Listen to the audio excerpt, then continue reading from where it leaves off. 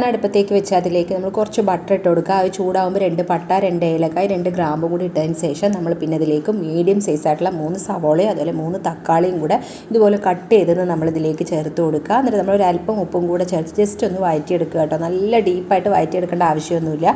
പിന്നെ നമുക്കിതിലേക്ക് കുറച്ച് കറിവേപ്പില ഇട്ട് കൊടുക്കുക. അതുപോലെ തന്നെ കുറച്ച് മല്ലിയിലയും കൂടെ നമ്മൾ ഇട്ട് കൊടുക്കുക കേട്ടോ. പിന്നെ നമ്മളിതിലേക്ക് മസാലപ്പൊടി 1 ടേബിൾ സ്പൂൺ മുളക് പൊടിയും 1/4 ടീസ്പൂണോളം ഗരം മസാലപ്പൊടിയും ആവശ്യത്തിനുള്ള ഉപ്പും കൂടെ ചേർത്ത് ഇത് വഴറ്റിയെടുക്കാം.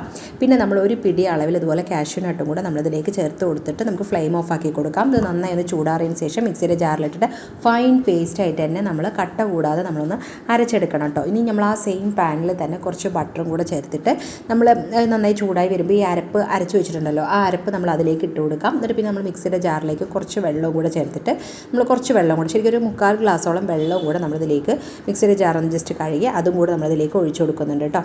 പിന്നെ നമ്മളിതിലേക്ക് 1 ടേബിൾ സ്പൂൺ അളവിൽ പഞ്ചസാര ചേർത്ത് കൊടുക്കാം. പിന്നെ നമ്മൾ വെള്ളക്കടലയാണ് കേട്ടോ, വേവിച്ച് വെച്ചിരിക്കുന്ന വെള്ളക്കടല വെള്ളം ഇല്ലാതെ തന്നെ നമ്മൾ നല്ലോണം വെള്ളമൊക്കെ ഊറ്റി കളഞ്ഞതിന് ശേഷം കടല കുറച്ച് ചേർത്ത് കൊടുക്കുന്നുണ്ട്. എന്നിട്ട് പിന്നെ നമ്മളിതിലേക്ക് കുറച്ച് കസ്തൂരി മേത്തിയും അതുപോലെ ഫ്രഷ് ക്രീമും ചേർത്ത് കൊടുക്കുക കേട്ടോ.